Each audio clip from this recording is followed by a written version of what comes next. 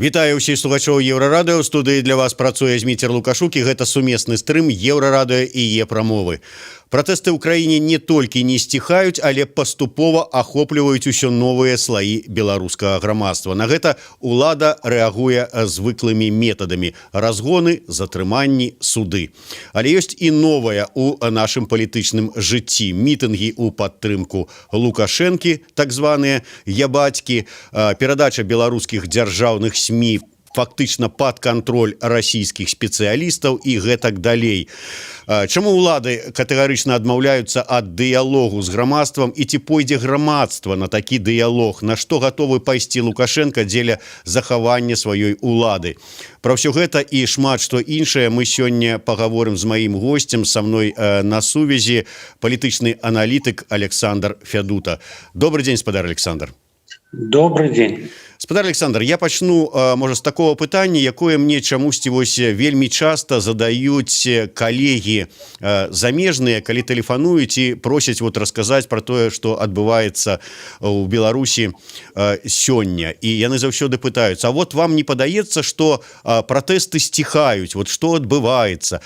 Вы, як калі сочыце за падзеямі, што б вы адказалі на гэтае пытанне? Пратэсты сціхаюць ці не? Бо з аднаго боку, няма такіх шмат сотні тысячных акцый, як былі, скажем, некалькі тыдняў таму. Але ёсць шмат больш дробных. Так это можна казаць пра сціханне ці не сціханне? Вось ваша ацэнка.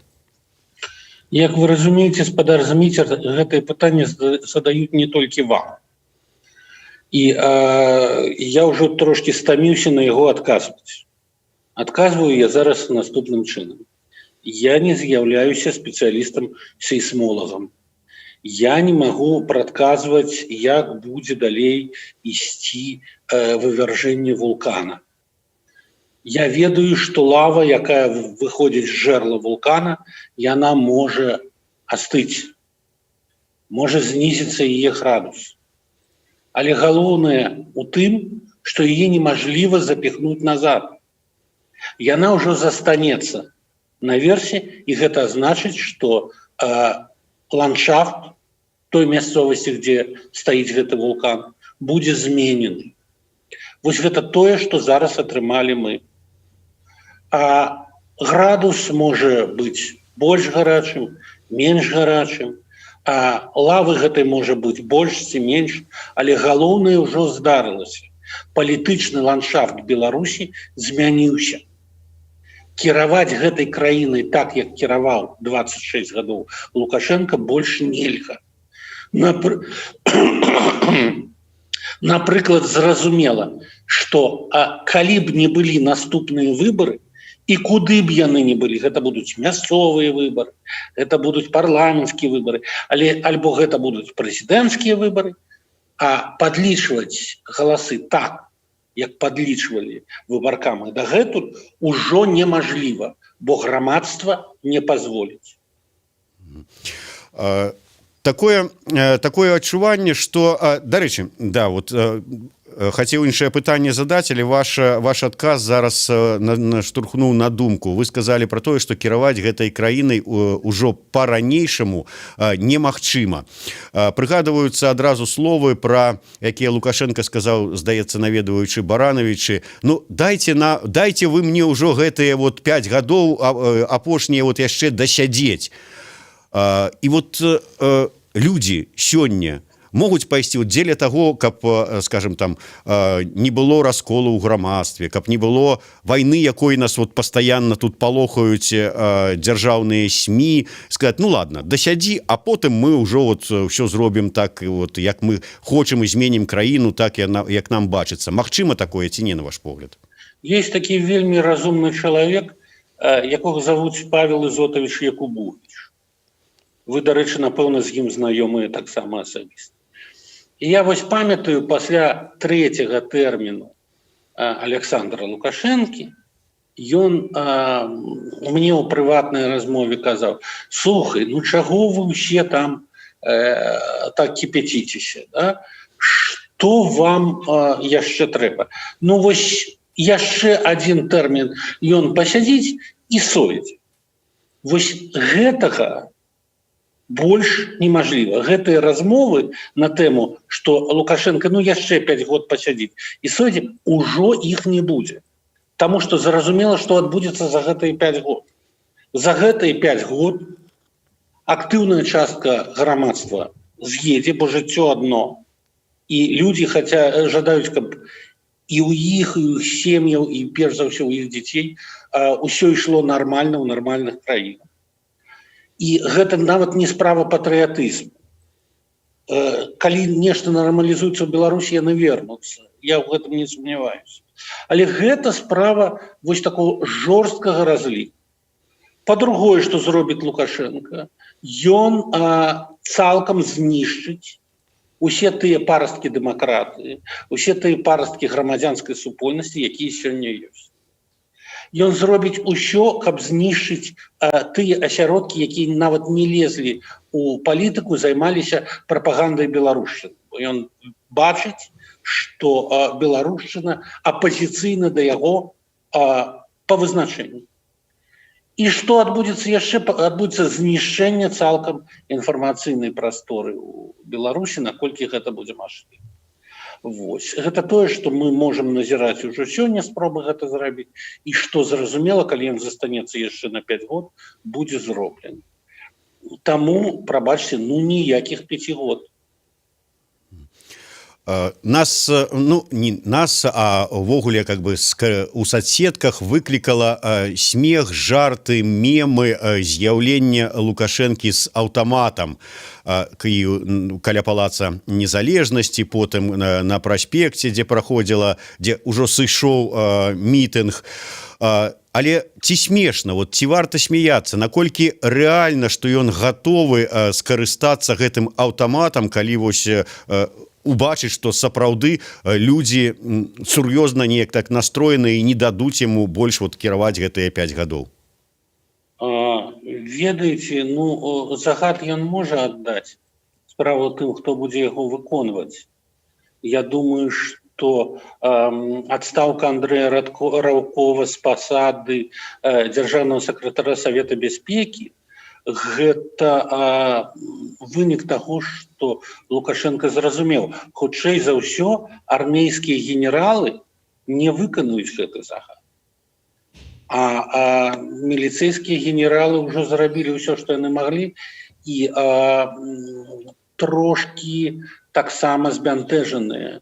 Выніку гэтага не мела. Яны будуць хапаць, яны будуць лупцаваць гэтымі дубінкамі, яны будуць саджаць гэтых студэнтаў на сотні, но страляць хутчэй за ўсё ўжо не будуць. І таму вось гэты палёт, я б яшчэ зрабіў такі ролик, калі б я быў кампутаршчыкам, айцішнікам, што ён ляціць пад палёт валькірыі Вагнера. Зразумелі вы, слынны кадры з апакаліпсіса сёння Фрэнсіса Форда Коппалы. Вось ён ляціць пад гэтую музыку, і гэта вось апошняе, што яму засталося. Вось такі сімвалічны крок. Большым ён ужо прымяніў сілу нейкую, больш ён ею скарыстацца у большых памерах не зможа. Елаўмен не згодны тут з намі ў тым, што няма ніякага раскола ў грамадстве, піша ён, ёсць Лукашенко і яго АМОН, і ёсць беларускае грамадства. Можа быць, і маеце такое .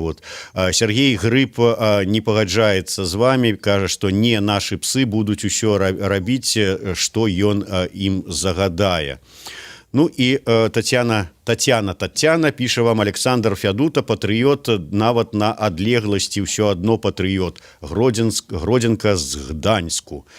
А я пра іншае. Сёння мы бачылі, як студэнтаў нават ужо не на вулічнай акцыі, а ва іх універсітэтах, у іх ВНУ, дзе яны ў холе проста выйшлі і, як да прыкладу, у лінгвістычным спявалі Марсельезу, ці якія іншыя песні, трымаючы бел-чырвона-белыя сцягі, жорстка затрымлівалі, звозілі і гэтак далей. Мы бачылі, як учора разагналі жорстка акцыю айцішнікаў. мы ж тут IT-краіна і на IT нібыта молімся. У мяне такое адчуванне, што вось улада робіць усё, каб як мага больш людзей былі супраць яе вось такімі сваімі дзеяннямі. Як вы лічыце, ёсць такі момант ці няма, ці наўмысна гэта, ці вот, ну, я не ведаю, з-за недахопу можа быць нейкіх там адукацыі ці нейкіх ізвілін у галаве? Ну, мажліва, справа сапраўды ў колькасці ізвілін у галаве. Вось, таму што, напрыклад, тыя здымкі, якія з'яўляюцца час ад часу у прэзідэнцкіх усялякіх гэтых самых пулах першага і так далей, яно сведчыць, што сапраўды з палітычнымі тэхналогіямі і з піарам там усё дрэнна. І каб, хутчэй за ўсё, мы з вами не размаўлялі пра Лукашэнку, дык, мажліва, пра яго ўжо і забыліся. Ну, вось ён нагадвае пра сябе праз АМАП. Яшчэ. Ну, я думаю, што гэта немажліва назваць такой свядомай правакацыяй часткі правячай эліты супраць свайго кіраўніка. Хутчэй за ўсё, яны шчыра выконваюць ягоны загад, а ён проста не ў стане прагназаваць, як усё гэта будзе далей развівацца. Але ёсць і яшчэ адна версія таго, што адбываецца. Ён правакуе сілавы адказ грамадства, і калі сапраўды грамадства будзе адказваць на сілу сілай, ён паспрабуе запрасіць вось гэтыя спецыяльныя рэзервныя сілы, якія нібыта створаныя ў Расіі дзеля таго, каб яму дапамагчы. І вось гэта версія таксама мае права на існаванне, але, наколькі я разумею, Пуцін вельмі не жадае, каб гэта адбылося. І хутчэй за ўсё Лукашенко быў пра гэта папярэджаны. Я яшчэ хочу пра апошнюю такую навіну, ваше меркаванне. Ўсё ж таки вы у нас паліттэхнолаг знаны, і ваше меркаванне пра вось гэтую навіну аб жаданні штаба Бабарыкі, назовем это так, стварыць сваю партыю. Гэта было ўспрынята, ну, дастаткова негатыўна, асабліва на фоне таго, што, аказваецца, заяву пра стварэнне партыі спадар Віктар запісаў яшчэ да пачатку выбарчай кампаніі, ну, ці падчас у самым пачатку выбарчай кампаніі. Ён тады прадбачыў, што яго забяруць, што ён не зможа гэта жыўцом агучыць, і зрабіў такі запіс і пра вось гэтую партыю. Як вы лічыце, наколькі гэта мэтазгодна, ці вартыя тут розныя канспіралагічныя версіі пра вот загадзя прадуманую, распісаную такую шматхадовачку? І ўвогуле вашае стаўленне да гэтай ініцыятывы? Стаўленне да гэтай ініцыятывы ў мяне дастаткова негатыўнае. Я сярод той часткі нашага грамадства, якая стаіць на пазіцыі спадарыні Ціхановскай.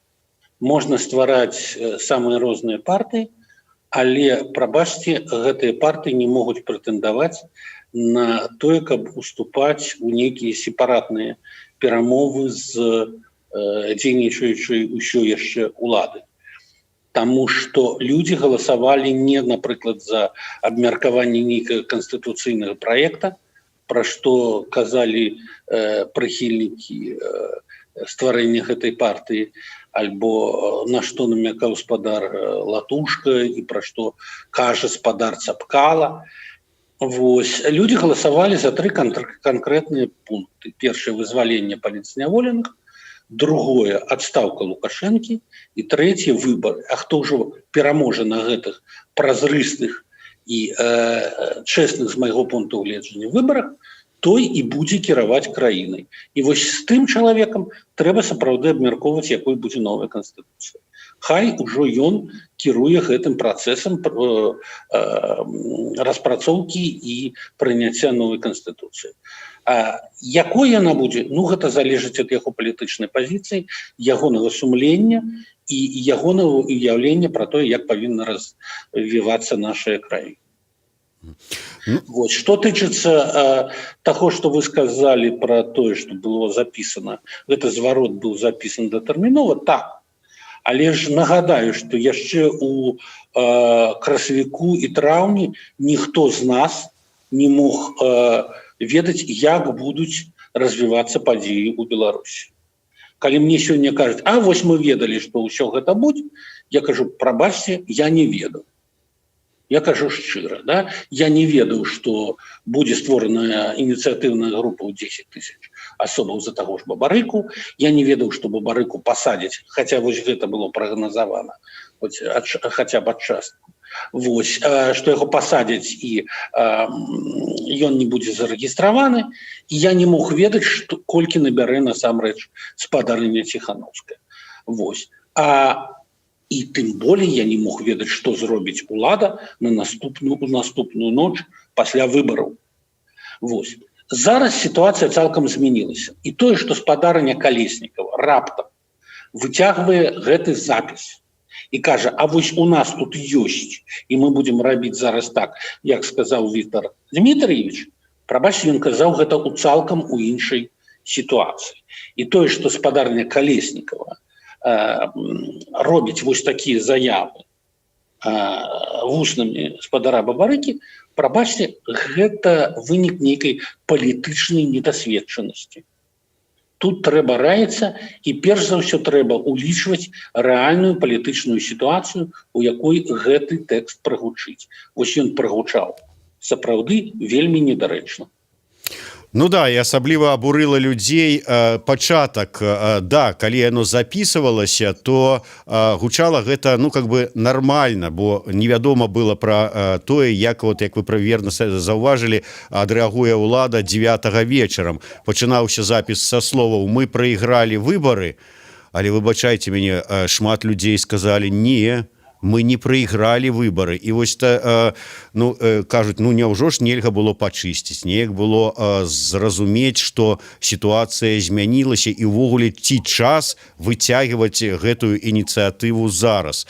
І узніклі, як напісаў Зянон Станіславович, такія падазрэнні, што хтосьці маніпулюе ўсім гэтым працэсам, не само яно неяк нарадзілася. Наколькі вы думаеце, што ўсё ж такі маніпуляцыі ідуць, хто там рука Крамля, ці спецслужбаў, ці яшчэ што-небудзь, ці гэта сапраўды, як вы сказалі, недасведчанасць? Кожны палітык сапраўды маніпулюе сваім электаратам. Калі гэта не адбываецца, значыць, гэта дрэнны палітык, у якога няма уласнага электарата. Тое, што гэта адбылося, яшчэ раз кажу, з майго пункту гледжання, гэта вынік недасведчанасці, палітычнай недасведчанасці штабу Віктора Бабарыкі. Яны проста не пралічвалі тое, што можа адбыцца.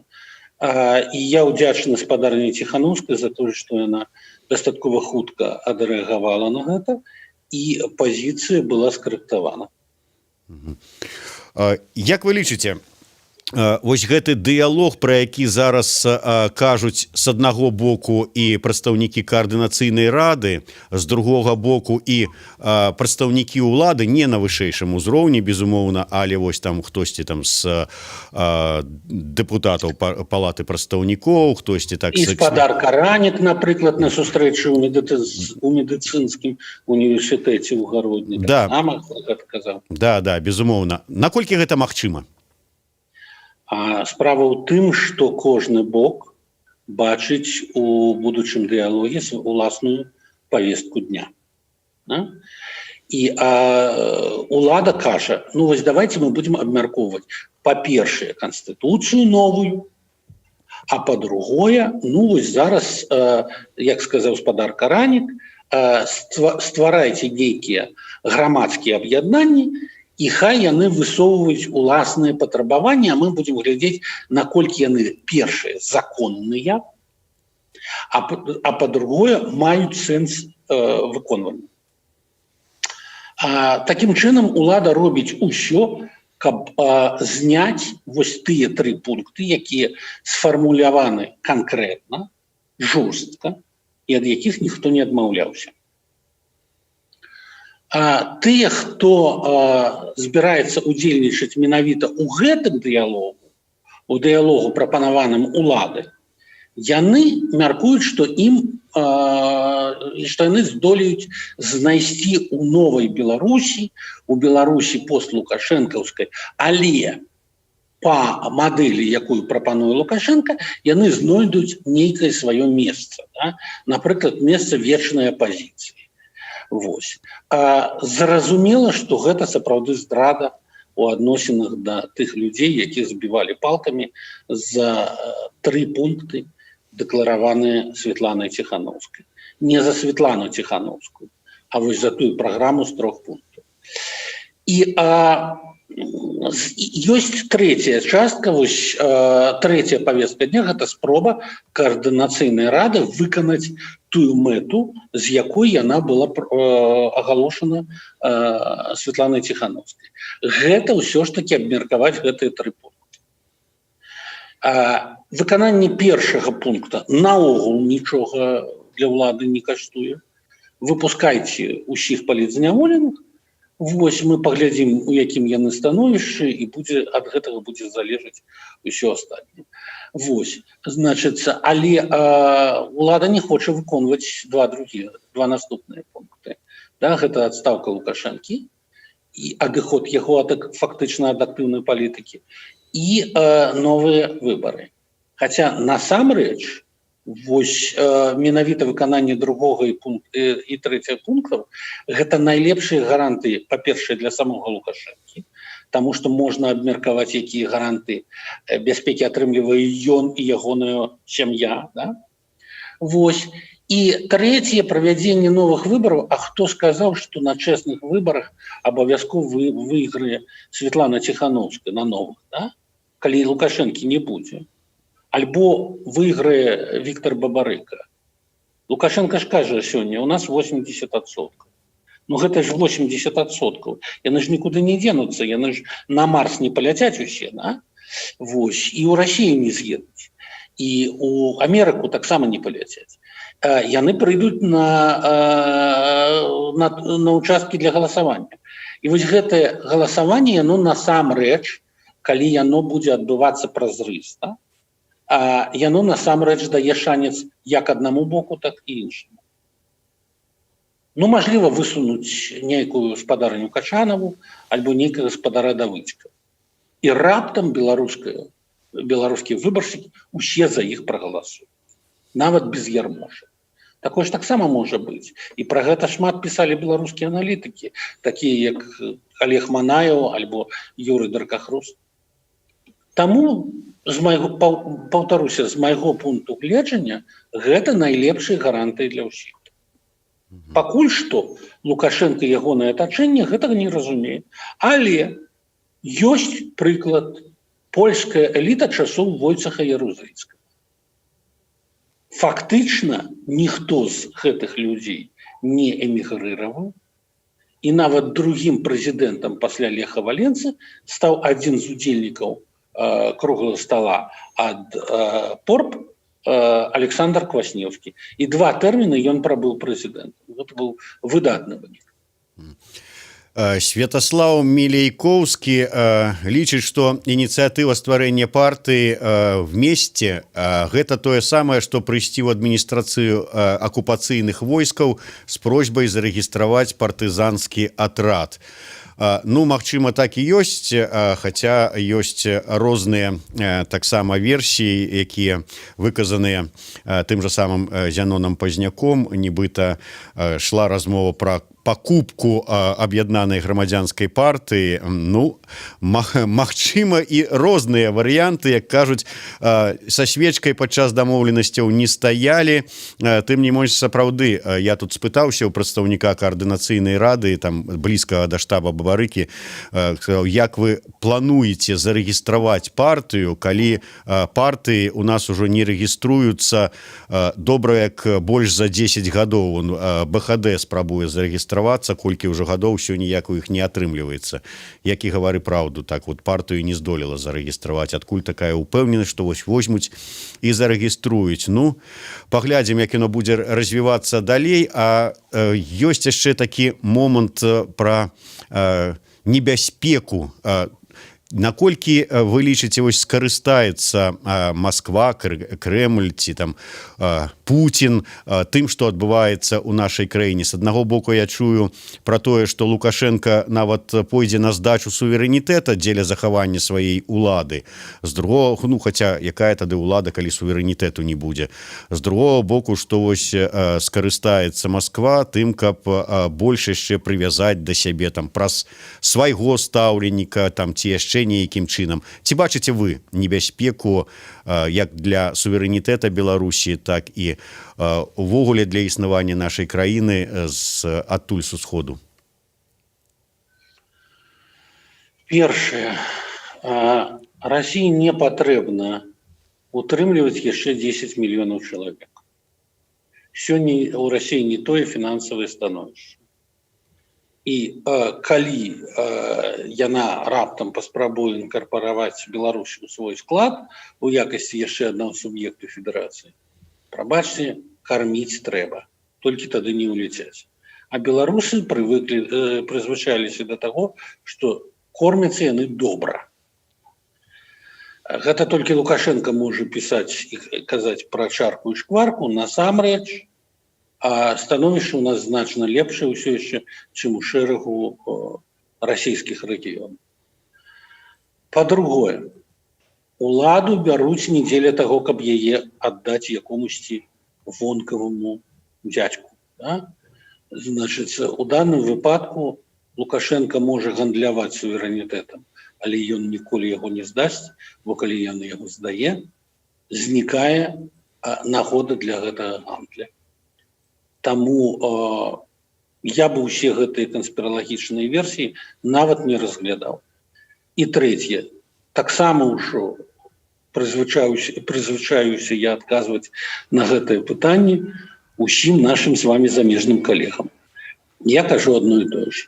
Беларусы і чэхі – гэта два народа, якія маюць досвед знішчэння гаўляйтараў падчас Другой сусветнай вайны. Таму, калі Лукашенко з прэзідэнта краіны, а праз пэўны час гэта адбудзецца, ператвараецца ў гаўляйтара, прабачце, усё можа здарыцца. Да? Я б не хацеў для яго гэтага фіналу, але ж усё можа здарыцца. Тым болей, калі сапраўды людзі ўбачаць, што ён здае суверэнітэт цалкам. Я думаю, што вырасла пакаленне за апошнія 30 год, якое будзе гатовым ісці ў партызаны і ствараць нейкія асяродкі, якія будуць сапраўды пагражаць калабарантам. Тут я з вами пагаджуся, што за гэты час сапраўды вырасла пакаленне, для якіх незалежная і свабодная суверэнная Беларусь вельмі важная. Вось у мяне ў гасцях быў айцішнік, вось, здаецца, тыя людзі, якім вот што прыціснулі троху, ну, узяў з сабой вон планшет пад паху і ў любой краіне можаш сабе спакойна далей працаваць. І прапаноў зараз хапае Літва, Казахстан, Украіна, тая ж самая Расія, прыязджайце, ўсе хочуць перахапіць, а ён кажа: не, я патрыёт, я нікуды не паеду і буду, пакуль магу, тут нешта рабіць для сваёй краіны. Ну, спадзяюся, што так і будзе. Але вот ці атрымаецца, на ваш погляд, праз гэтых спецыялістаў, якія прыехалі з Расіі, зараз праз прапаганду неяк ўсё ж такі пераламіць сітуацыю ў Украіне? Дзяржаўныя СМІ фактычна пад кантролем гэтых спецыялістаў даводзяць сваё. У нас жа ж лічылася раней, прынамсі, што вельмі людзі вераць тэлевізару. Сітуацыя змянілася, атрымаецца ў іх неяк даказаць ізноўку, што это тут вот майданутыя, як яны кажуць, вот толькі воду муцяць, а Лукашенко гаранты трымае, ад яго залежыць наша шчаслівая будучыня. Не. Коротко і зразумела. Будем спадзявацца, што так яно і будзе. Так, ну і што яшчэ? Яшчэ вельмі важныя пытанні. Так, я хацеў бы паглядзець ўсё ж такі, што пішуць нашы слухачы, гледачы. Вельмі шмат каментароў. Дзесьці я прапусціў, хацеў прачытаць каментар Ігора Мельнікова. Так. Ну, па-першае, ён піша, што Пазняк мае рацыю ў пытанні ў тым, што тут скрываюцца зараз кансервы, нібыта КДБшныя і маскоўскія. Ну і прычым тут Ціхановская, ўсё прайшоў яе час, што не будзе пра беларускіх кандыдатаў, будуць, а лепш за ўсё парламенцкая рэспубліка. Ну, тут, конечно, можна разважаць, але што Ціхановская, на ваш погляд, здольная зрабіць сёння для зменаў у Беларусі, знаходзячыся за мяжой краіны? Яна можа зарабіць шмат, перш за ўсё, калі яна будзе рабіць сапраўды палітычна асэнсаваныя крокі. Спадзяюся, што яна больш не знікне нікуды з інфармацыйнай прасторы і будзе выказваць свой пункт гледжання. Разумееце, справа не ў тым, што наколькі яна прабеларуская альбо не прабеларуская. Справа ў тым, што сёння па выніках таго, што адбылося 9 жніўня, нікога іншага з такім патэнцыялам легітымнасці ў нас няма. І мы мусім гэта выкарыстоўваць. Тое, што хутчэй за ўсё Светлана Георгіевна не будзе балатавацца на наступных прэзідэнцкіх выбарах, для мяне гэта відавочна.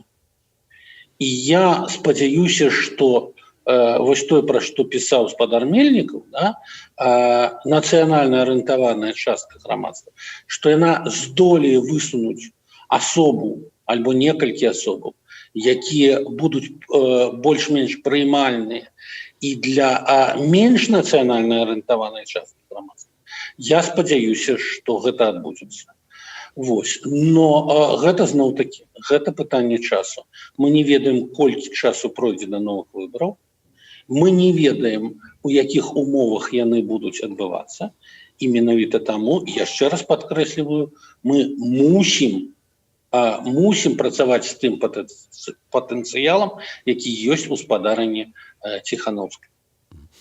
Нягледзячы на тое, што спадарыня Калеснікава заявіла ў інтэрв'ю аднаму з расійскіх СМІ пра тое, што яна гатова прыняць на сябе місію лідара, тым не менш такое адчуванне, што беларускаму грамадству, пратэснаму грамадству зараз ніякага лідара і не трэба. Усё добра, грамадства самаарганізуецца, новыя і новыя акцыі праходзяць па ініцыятыве пэўных людзей, там купак людзей і гэтак далей. І я гэта да чаго? Да прыкладу, зараз уявім сабе, што скажа ўлада: да, ладно, давай, каардынацыйная рада, сядаем за стол перамоваў, будзем тут зараз з табой перамаўляцца, вырашаць, як тут нам выйсці з гэтага палітычнага крызісу. І нават яны, можа быць, там да чагосьці дамовяцца, можа быць, там нейкі там план дзеянняў складуць і падпішуцца пад ім. Але ці прыме гэта грамадства?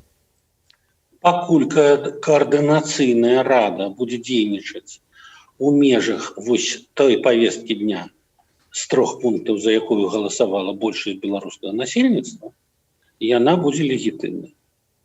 Як толькі яна пачне фармуляваць нейкія іншыя патрабаванні альбо абмяркоўваць нейкія іншыя пытанні, яна страціць сваю легітымнасць.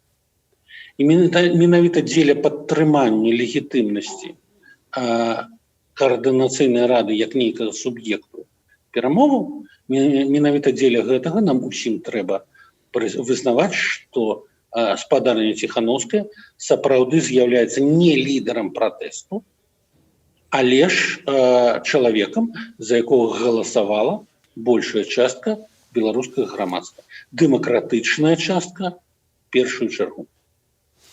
Спрачаюцца, колькі ўсё ж такі адсоткаў прагаласавала там супраць Лукашэнкі ці за Лукашэнкі. Адны спасылаюцца на голас, іншыя спасылаюцца таксама на голас, але кажучы, ну вот нават па падліках голаса 60% у Лукашэнкі, нават калі 60%, калі 55, там ці яшчэ колькі, все адно вельмі значная частка людзей не толькі прагаласавала супраць яго, але і паколькі лічыць, што іх галасы скралі, не дае яму легітымнасці, лічыць яго нелегітымным. Калі існуе такая вялікая колькасць унутры грамадства, часткі грамадства, якая не лічыць прэзідэнта легітымным, як можна кіраваць у такой краіне? Ну, спытайцеся ў яго, ён лічыць, што можа кіраваць дубінкай, і ён гэта сёння робіць.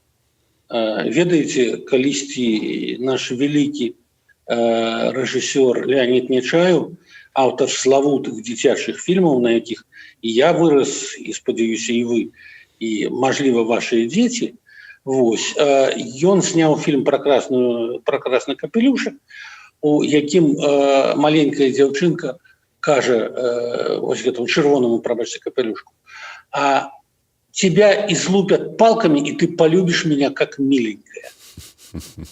Вось насамрэч кіраваць краінай так немажліва. Немажліва патрабаваць любві, кахання, павагі ад людзей, якіх ты лупцуеш палкамі. Дзякуй вялікі. Александр Фядута быў з намі на сувязі. Да, сапраўды вельмі добрае заканчэнне размовы. Немагчыма любіць таго, хто цябе лупцуе палкамі. А мы ўсё ж такі з нармальнай псіхікай і не нейкія мазахісты. Дзякуй вялікі. Александр Фядута, Зміцер Лукашук, сумесны стрым Еўрарадыё і Е-прамовы.